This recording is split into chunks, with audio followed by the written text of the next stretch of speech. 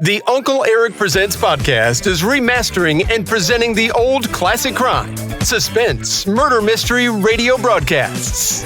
Grab yourself a drink and some popcorn, turn the lights down low, snuggle back on the sofa, and let your imagination flow while listening to a thrilling classic crime radio episode now.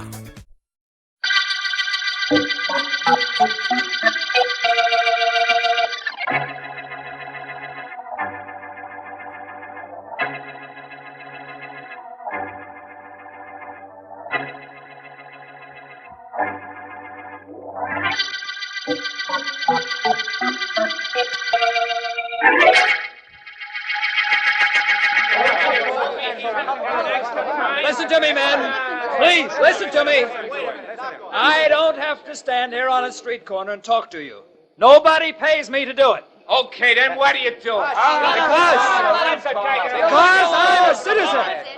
I'm a citizen the same as all of you, and I want you to know the same things I know about Jonathan Graves and his political gang who is trying to steal your votes. They're crooked men, completely crooked. They're in politics for their own personal good, not the good of the community. That's right. Now, be sure you remember that when you go to the polls election day. That's all I've got to say. Thanks for listening. Wait a minute, Masters. I want to talk to you. Oh, it's you, Graves. What could you have to say to me? That was quite a speech you made. Thank you. You seem to be able to influence people very nicely. Well, I read that book you've heard about. Don't get cute, Masters. You're a very honest, upstanding young fellow, and I'm sure we could use you in our organization. What you mean is you could use me so that I don't fight against your organization. That's your interpretation. Of course, there is an element of logic in it. The truth is that if you keep up these street corner talks, you're going to get a lot of people disliking us. That's the best news I've had all day. So long. Wait a minute, young fellow. Don't be in such a hurry to get away. It might be very valuable to you to stick around and listen a few minutes. I doubt it. The only thing I'd consider valuable would be if you and your crooked colleagues withdrew from the election. No, we can't do that, my boy. You know that. We've got too much at stake. It's cost us a lot of money to build up our candidates. We can't just withdraw them just like that. In that case, we've nothing to talk about. Oh, but we have. We have something to talk about that should be very near and dear to you. You. What about me? You have your choice at the moment, Masters. A choice of being a quite wealthy, silent young man, or a very definitely dead one.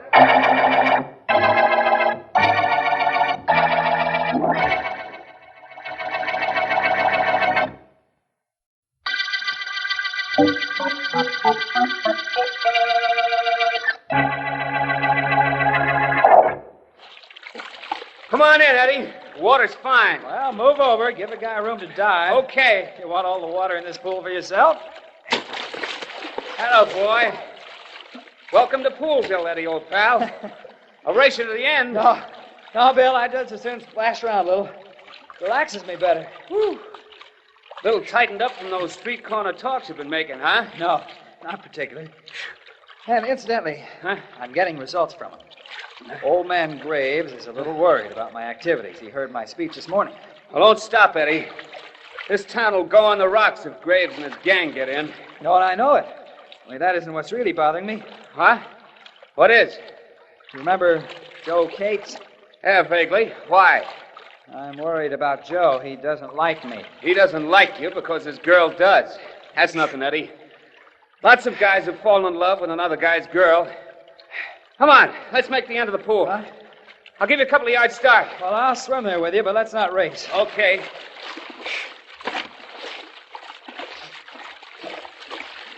I'd rather talk.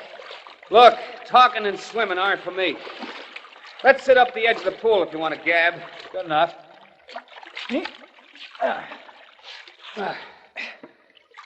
Okay. What's with this Joe Gates business? Well, he came to see me last night, Bill, and he warned me to stay away from Dorothy, or else. You think he was serious? Yes, he certainly sounded it. I don't scare easily, Bill. We wound up in quite a battle. I finally had to clip him. Went that far, eh? Further. In fact, it went so far that I sat down and wrote the district attorney a letter saying that if anything happened to me, they ought to grab Joe Cates right away. Where's the letter? In my desk. I told Joe I was going to write it, but I didn't tell him where I'd put it. Naturally. Well, I hope this thing's only in your imagination, Eddie. I do too, but I'm afraid it's not. Well, want to hop in for a swim now? Getting that thing off my chest kind of made me feel better. All right, now I'll race you to the end of the pool and back, and then we'll get dressed, okay? You got it, Eddie. Here we go. Yep.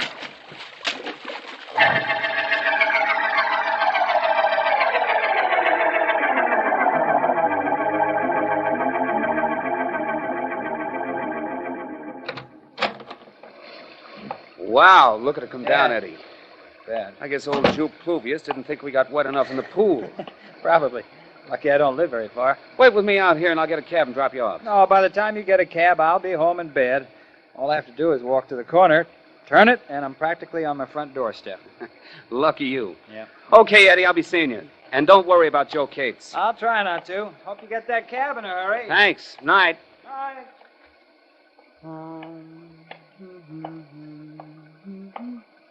Oh, good evening, officer.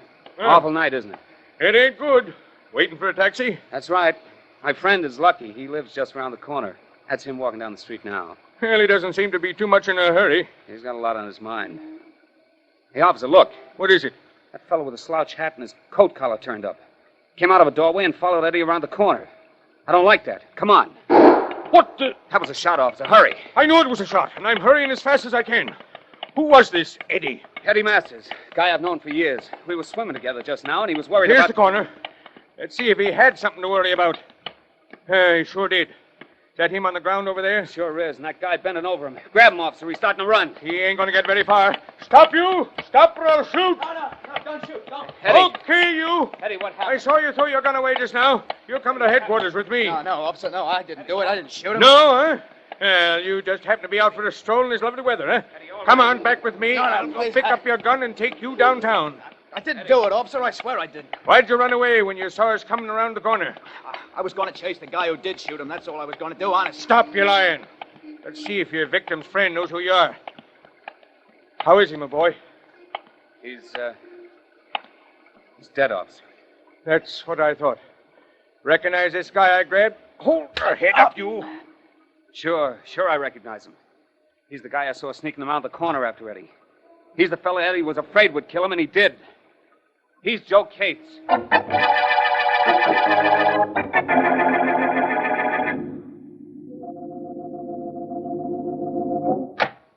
Hello, Miss Morgan. Oh, Mr. Vance, please come in. Thank you. Is Mr. Markham in? He's in his private office. He's been trying to reach you. Yes, I know. I phoned my office and they gave me the message. Is that you, Vance? That's right, Markham. Please come in here, will you, Vance? Well, the command of the district attorney permits no pleasantries between you and me, Miss Morgan. Excuse me. Of course. Hello, Markham. How are you, Vance? Fine, thank you. And you? I'm not sure. Sit down, won't you, Vance? Yes, thanks. I have something on my mind, something important. Of course. Does it have anything to do with the trial you're conducting? Everything. Vance, I left that courtroom today knowing definitely I can get a conviction in the state's case against Joe Cates. And that bothers you? Yes. Every bit of evidence points to Cates being the killer. Yet when we adjourned today, for the first time in my life, I was sorry that I'm the district attorney. Well, this sounds serious, Markham. Tell me about it. I'll tell you as much as I know. Joe Cates was picked up near the spot where Edward Masters was murdered, and we rushed the case to trial, as you know. Tell me the things I don't know, Markham. Perhaps that would be easier. All right. A witness, Bill Miller, saw this Joe Cates follow the victim around the corner. Then Miller and a policeman heard a shot and found Cates bending over Masters' body. The newspapers say Cates threw away his gun and started to run, but the policeman overtook and overpowered him.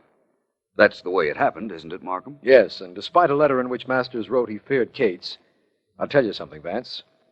Cates denies shooting Masters, and I don't entirely disbelieve him. No? No, despite this letter the victim wrote naming Cates as the man who had threatened him. It seems there's rather a complete case against Mr. Cates, but you say you don't entirely disbelieve Cates' claim that he didn't kill Masters. Why? I don't know why. Call it a sixth sense, call it anything you like, but I don't think he did it. Everything points to him, and I'm sure I'll get a conviction when the case goes to the jury. But I don't believe he did it. Well, perhaps he didn't. Perhaps someone else did murder Mr. Masters. He had political enemies, I believe. Yes, but Vance, it's the ballistics report on the gun that the police officer picked up that proved our conclusive evidence against Cates. The officer saw him throw it away. And it's the murder gun, all right, a pearl-handled automatic, 45. I know why you tried to reach me. As the district attorney, there isn't anything you can do to prevent Joe Cates from being convicted. But as a man, I'm sure he didn't murder Masters. And tomorrow I've got to put him on the stand and convince the jury that he's guilty. I know how you feel. Let me see. There are 3 reasons why Cates is believed guilty. The witness who saw him trail Masters around the corner, the letter written by Masters and indicting Cates, and Cates' gun, which the officer saw him throw away, and which has been proved to be the murder weapon. That's right. Combined, they form irrefutable testimony against Cates. But you're not too happy about the certain proof you have that Cates is a murderer. Definitely not. Only there isn't anything I can do about it. I don't like to see you unhappy, Markham. Maybe there's something I can do about it. I'll be at the trial tomorrow.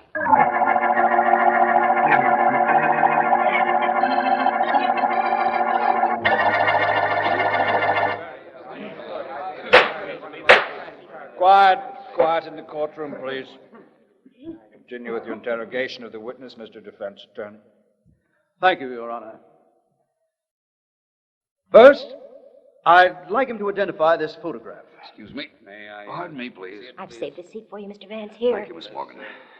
Well, how is Mr. Markham doing? Wonderfully. He can't miss getting a conviction.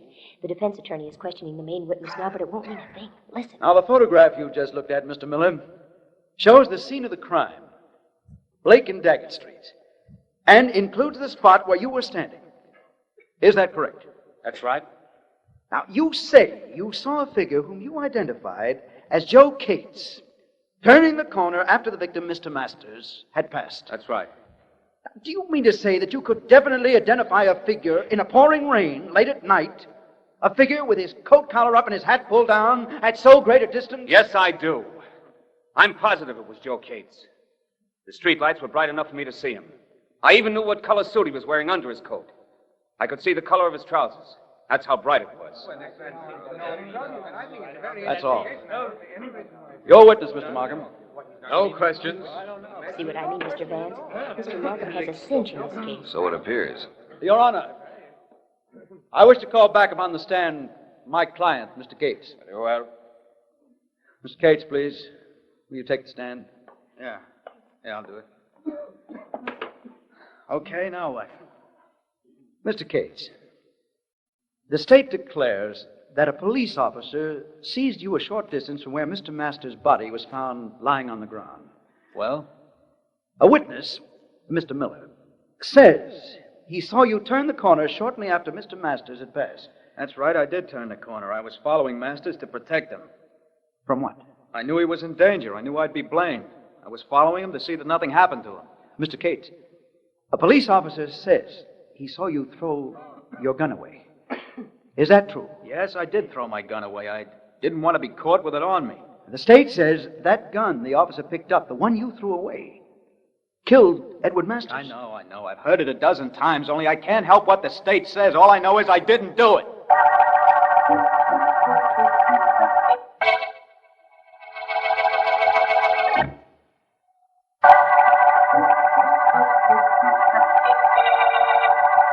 This is District Attorney Markham.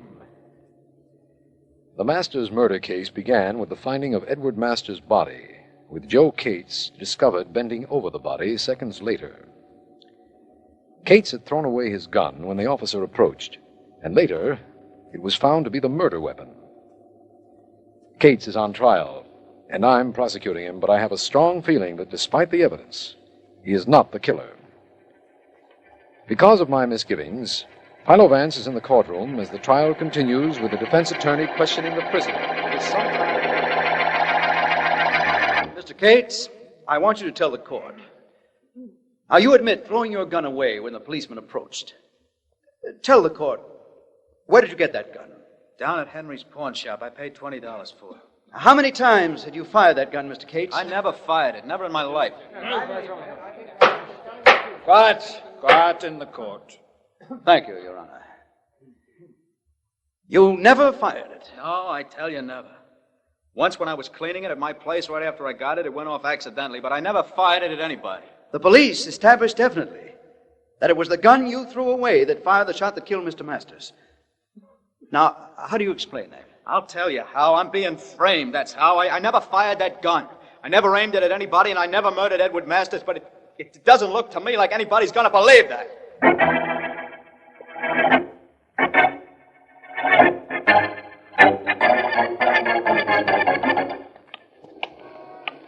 Well, this is Henry's pawn shop, Vance. Do I go in with you? No, Markham, please. I want to do this alone, if you don't mind. Wait for me, will you? Of course. After the trial this afternoon, I don't mind being alone, believe me. The trial isn't over yet, Markham.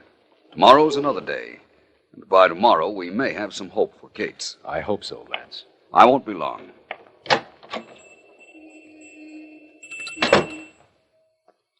Yes? Yes? What can I do for you, sir? I'm not sure. Can anyone hear us?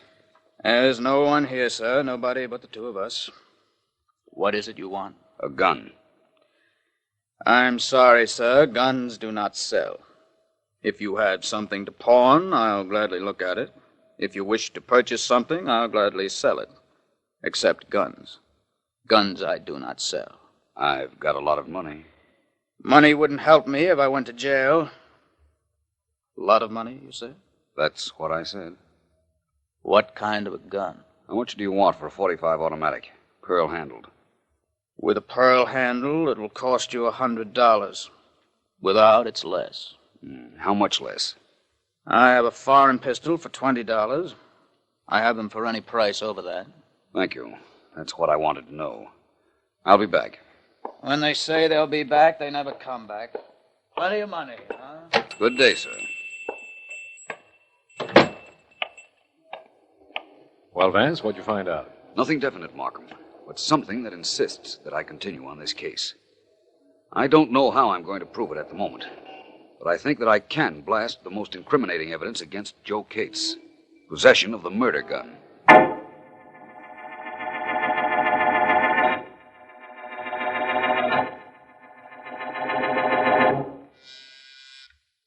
Yes, Miss Beck? There's a Mr. Akins to see you, sir. Who? Mr. Akins. I don't know any Mr. Akins. You sure he wants to see me? He said he wanted to see you, Mr. Graves. He asked if you were the political leader, and I told him yes, and then he said he had something very private and personal to discuss with you. What could that be? I'm sure I don't know, sir. Well, send him in. Then if you like, you can leave. Well, thanks, Mr. Graves. Private and personal. What could that be? Mr. Graves. Come in, Mr. Akins. What can I do for you? I rather think it's something you can do for yourself. Yes, Mr. Graves, that's exactly what I rather think. And what does that mean? Mr. Graves, I live at the corner of Blake and Daggett Street, above the drugstore. Well? Remember that rainy night when that fellow, what's his name? Yes, Eddie Masters, was shot? Yes? What about it? Well, I was standing at the window, looking out. I like to look out when it rains. I think streets are prettiest when it's raining. Forget the streets. What's on your mind? Well, my windows face the corner where Masters was shot. And I saw who shot him. I rather think it was you, Mr. Graves. I've seen your pictures in the papers often.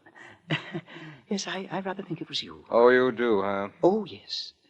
I was going to mention it to my wife, but I said to myself, no, I said, I'm going to see Mr. Graves himself. I'm sure he'll give me something for not saying anything about this to anybody. You see, I was rather sure you would. You were. You were sure you were going to get something to keep your mouth closed.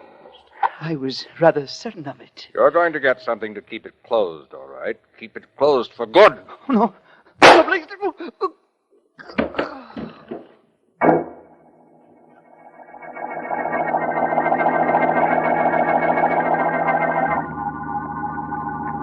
This, Markham, will prove something to us or nothing, but it must be done. Granted, it must be, if you say so. But what is it, Vance? This is Joe Cates' apartment. He told the court from the witness stand that he had a gun and had fired a bullet from it accidentally the other day. Yes. The bullet apparently entered into the woodwork about here. I'm getting it out. And what do you want with that bullet, Vance? Support of a theory of mine, for one thing, Markham. Should we answer that, Vance? Why not? It's for you.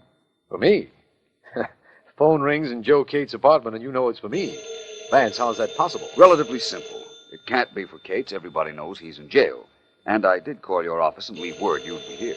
Well, it could also be a wrong number. Don't forget that. Hello. Mr. Mr. Markham. Riley. Riley. Vance was right again. What? Nothing, Riley, nothing. What is it? There's been another murder, Mr. Markham. Quiet fellow named Akins, George Akins. Yes? Lived at the corner of Blake and Daggett Street. We picked his body out of a lot. Shot through the head. Where are you calling from? The morgue. Akins' widow just identified the body. Thought I'd let you know. Well, I'm glad you did. Thanks, Riley. Bye. Well, Vance, just to make matters worse, there's been another murder. A fellow named Akins lived at the corner of Blake and Daggett Streets. Shot through the head. Well, rather unfortunate for Mr. Akins. But it doesn't make matters worse for us. Why not? It's just another murder the police will have to solve. Perhaps. Where did the murder of Edward Masters take place, Markham? At the corner of Blake and Daggett. Vance. You see what I mean, Markham? I think perhaps our Mr. Akins might have seen the Masters murder, tried a shakedown, and got himself killed for his efforts.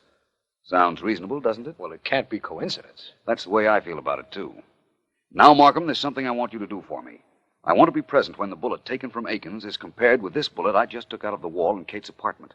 All right, Vance, but why? Because the answer to that question is the answer to the Masters murder, Markham.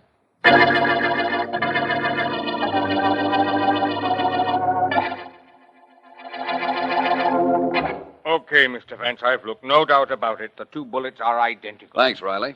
Satisfied, Markham? I'm completely satisfied that the bullet we took out of the wall in Kate's apartment came from the same gun as the bullet that killed Akins. But what does that prove? Everything. Everything to my satisfaction. I'm convinced now that Cates did not kill Masters. Satisfied beyond the shadow of a doubt. And I understand that Masters was particularly active against a political organization trying to get into power. That's right. He made street corner speeches against the organization every day. The head of that party is a Mr. Jonathan Graves, I believe. Yes. Get him in your office, Markham. I'm going to see Akins' widow. With half a break, we'll clear up this case in an hour.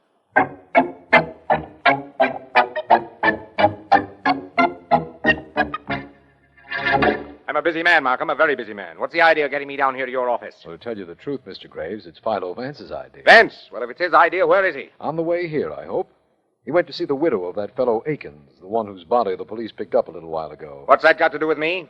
I'm afraid Vance will have to tell you that when he gets. I'm here to tell Mr. Graves right now. Thank you, Markham, for getting him here. If you're Vance, don't thank him for getting me here. Thank me for coming. My thanks to both of you.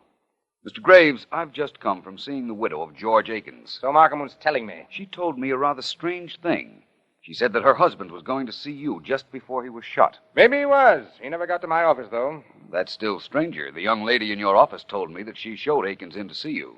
That's the reason I was delayed, Markham. I saw both Mrs. Akins and Mr. Graves' office assistant. Okay, so he was in to see me. What about it? He left. I never saw him again. Mr. Graves, you made a terrible error, leaving your gun in your desk drawer. You don't trick me, Vance.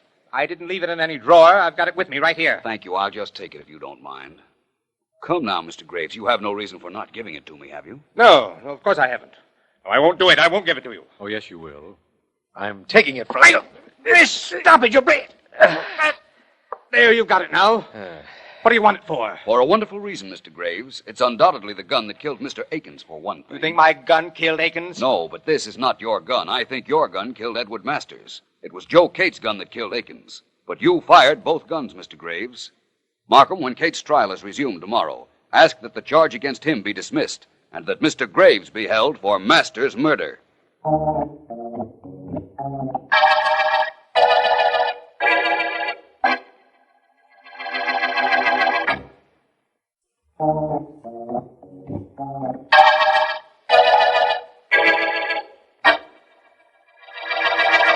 Vance, would you explain to me about the murder gun? That's what's been bothering me. It will bother you no longer, Markham. The gun that killed Masters was a pearl-handled automatic, right? That's right. Cates' gun, the one that he bought from the pawnbroker, was a foreign pistol. Cates told me he paid $20 for his gun. You can't buy a pearl-handled automatic for $20. Oh, I see now. The police officer picked up the murder gun, all right, but it wasn't the gun Cates threw away. That the murderer himself came back to find after the crowd had dispersed. Give me that slowly, will you, Vance? Please? Certainly. Cates threw his gun away when the policeman arrived. Yes. The murderer, Graves, saw him do it. Uh-huh. Graves had previously thrown his gun away when he was running with Cates after him. Oh, I see now. Graves came back to pick up Cates' gun and keep it. Keep it until he had to use it to kill Mr. Akins. Uh-huh. Apparently, my idea as to why Akins was killed was correct. He saw Graves kill Masters. I don't see why Graves didn't get rid of Cates' gun after he picked it up. No reason for him to, Markham. That gun hadn't killed anyone until he himself used it on Akins. Then he didn't dare get rid of it because if it were ever proven that it was Kate's gun, Kate's would be absolved of the murder of Masters and the real murderer sought. This has really been a beauty, hasn't it, Vance? Every possible element seemed to point to Kate's as Masters' killer. But you found a way of breaking all of them down. Well, Markham, I was glad to do it for a number of reasons. One of them is that all this publicity after Graves' indictment will mean that his crooked political machine will be at an end. That's quite a coincidence, Vance. Yes, the end of the machine and, of course, the end of the Masters murder case.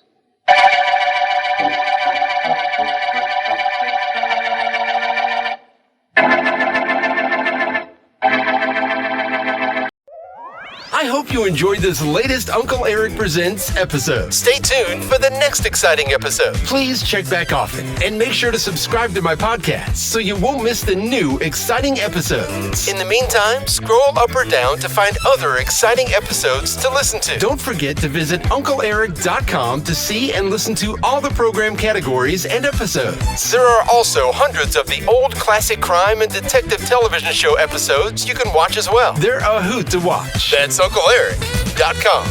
If you like this episode, please consider buying Uncle Eric a cup of coffee at the support link below. Thanks a million. Thanks for stopping by. Bye-bye for now.